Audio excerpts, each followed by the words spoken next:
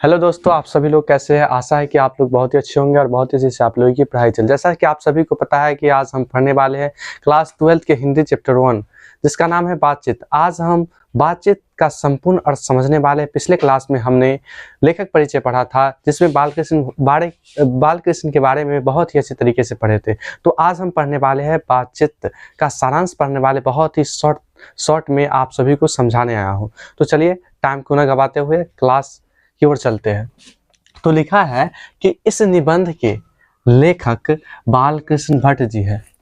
इस लेख में वे हमें बात करने की ताकत यानी वाक शक्ति के बारे में बताते हैं। लेखक कहते हैं कि अगर इंसान के पास बोलने की शक्ति नहीं होती तो लोग बस चुपचाप बैठे रहते। तो लेखक का कहना है कि अगर हमें वाक शक्ति यानी बोलने की क्षमता नहीं होती तो कोने में जाके बैठे होते, पूरे सृष्टि गूंगी प्रतीत होती और अपने सुख दुख को दूसरे से साझा नहीं कर पाते। तो यही कहना है बालकृष्ण भट्ट साहब का। आगे क्या लिखा हुआ है कि आगे लिखा हुआ है और एक दूसरे से जुड़ नहीं पाते। जैसे खाने पीने चलने फिरने से हमारी जिंदगी चलती है वैसे ही बातचीत करना भी जरूरी है। लेखक का कहना है कि जैसे चलने फिरने से हमारी जिंदगी करती है, ठीक उसी प्रकार हमें बातचीत करना भी जरूरी है।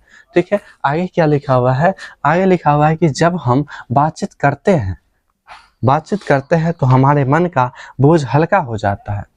अगर हम बातचीत करेंगे तो हमारे जो माइंड पे प्रेशर होता है वो प्रेशर दूर हो जाता है, यह लेखक का कहना है। ठीक है, आगे जो लिखा हुआ है आगे, तो हमारे मन का बोझ हल्का हो जाता है। जो भी मन में भरा हुआ होता है वह बातचीत के जरिए बाहर निकल पड़ता है। आपको पूछा जाएगा कि बातचीत के जरिए क्या बाहर निकलता है, तो भाप और मवाद और धुआं बाहर निकल पड़ता है। यानी जो भी मन में होता है, मन में भरा हुआ होता है, वह भाप के जरिए निकल पड़ता है। क्या चीज़ के जरिए? बातचीत के जरिए। ठीक है, जिससे मन शांत और साफ हो जाता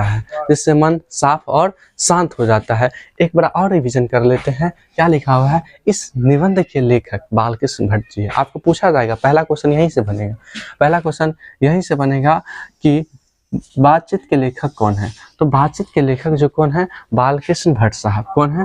बालकृष्ण भट्ट साहब। पहला क्वेश्चन यहाँ से बन गया। इस लेख में वे हमें बात करने की ताकत बताते हैं, यानी वाक शक्ति के बारे में बताते हैं। आपको पूछा जाएगा कि बातचीत में लेखक क्या बताना चाहते हैं, तो क्या बताना चाहते हैं? बात करने की ताकत यानी वाक शक्ति को बताते हैं, यानी वाक शक्ति यानी बोलने की क्षमता को बताते हैं। ठीक है, बताते हैं कि अगर इंसान के पास बोलने की शक्ति नहीं होती लोग बस चुपचाप बैठे रहते और एक दूसरे से जुड़ नहीं पाते। क्या करना चाहता है कि अगर इंसान में बोलने की क्षमता नहीं होती तो चुपचाप कोने में जाकर बैठे होते, एक दूसरे से नहीं जुड़ पाते।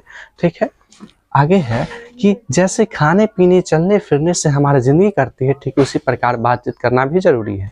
ठीक है, आगे चलते हैं। जब हम बातचीत करते हैं तो हमारे मन का बोझ हल्का हो जाता है। हमारे मन में जो भी बातें होती है वह बात को जाहिर कर देते हैं किसी के यहाँ पे, तो हमारा जो मन होता है, हमारा जो मस्तिष्क होता है बहुत ही साफ और स्वच्छ हो जाता है। ठीक है, जब हम बातचीत करते हैं तो हमारा मन का बोझ हल्का हो जाता है। जो भी मन में भरा हुआ होता है वह बातचीत के जरिए बाहर निकल पड़ता है। हमारे जो भी मन में भरा होता है वह बातचीत के जरिए बाहर निकल पड़ता है। ठीक है, आगे है जिससे मन शांत और साफ हो जाता है। ठीक है, आगे चलते हैं। जैसा कि लेखक का कहना था कि बातचीत करने से हमारा जो मस्तिष्क होता है वह स्वच्छ और साफ हो जाता है, और बातचीत करने से हमारा मन और जो मन पे प्रेशर रहता है यानी मस्तिष्क पे प्रेशर रहता है वो सभी साफ हो जाता है। तो इससे आगे देखते हैं आगे क्या लिखा हुआ है कि लेखक कहते हैं कि बातचीत में एक अलग मजा है। लेखक का कहना है कि बातचीत में एक अलग मजा है। उसके बाद महान व्यक्ति वेन जॉनसन। कौन है? वेन जॉनसन कहते हैं कि जब तक इंसान बोलता नहीं तब तक उसके गुण दोष प्रकट नहीं होते, यानी पता नहीं चलता गुण दोष का। जब तक व्यक्ति बोलेंगे नहीं तब तक उसका वो वो व्यक्ति अच्छा है या खराब है तब तक उसका पता नहीं चलता है। यह किसका कहना है? बेन जॉनसन साहब का कहना है। ये बहुत ही महान व्यक्ति है। इसका कहना है, बेन जॉनसन का कहना है कि जब तक इंसान बोलता नहीं तब तक उसकी गुण दोष का पता नहीं चलता है। वहीं पे एडिसन साहब कहते हैं कि सच्ची बातचीत दो लोगों के बीच ही हो सकती। बहुत बार पूछा गया है कि सच्ची बात यानी असल बातचीत कितने लोगों के बीच हो सकती है, तो आपको बताना है 2 लोगों के बीच हो सकती है। आपको यह भी पूछा जा सकता है कि 2 लोगों के असल बातचीत सिर्फ 2 लोगों के बीच हो सकती है, किसने कहा था? तो यह कहा था एडिसन साहब ने। और ये भी पूछा जा सकता है कि बोलने से ही मनुष्य का साक्षात्कार यानी वो खराब है या अच्छा है इसका पता चलता है, या किसने कहा था? तो ये कहा था बेन जॉनसन साहब। बेन जॉनसन साहब कहते हैं कि जब तक इंसान बोलता नहीं तब तक उसके गुण दोष प्रकट नहीं होता, यानी वह खराब है या अच्छा है उसका पता नहीं चलता। ठीक उसी प्रकार एडिसन कहते हैं कि सच्ची बातचीत सिर्फ 2 व्यक्तियों के बीच हो सकती है। ठीक है, आगे लिखा हुआ है कि अगर 4 से ज्यादा लोग एक साथ बोले तो बस राम रमावल जैसा हाल हो जाता है। यानी 5 लोगों के बीच जब बातचीत होती है तो बहुत ही गैदरिंग सा फैल जाता है। ठीक है, उसके आगे लिखा हुआ है कि जैसा हो जाता है, मतलब कोई ढंग से बात नहीं होती।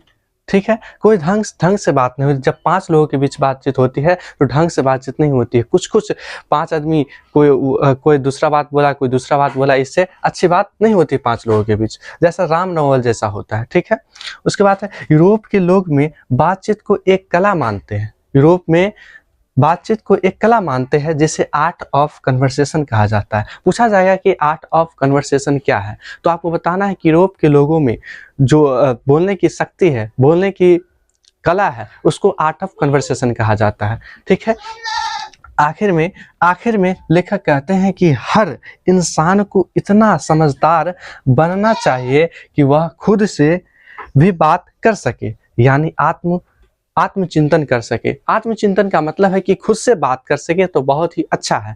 ठीक है, यही कहना है लेखक साहब का कि दुनिया के बात पे ध्यान नहीं देना है, अपने बात पे ध्यान देना है। ठीक है, आत्मचिंतन का मतलब होता है कि दूसरे से बातचीत न कर अपने से बातचीत करना। ठीक है, तो आज के लिए इतना ही।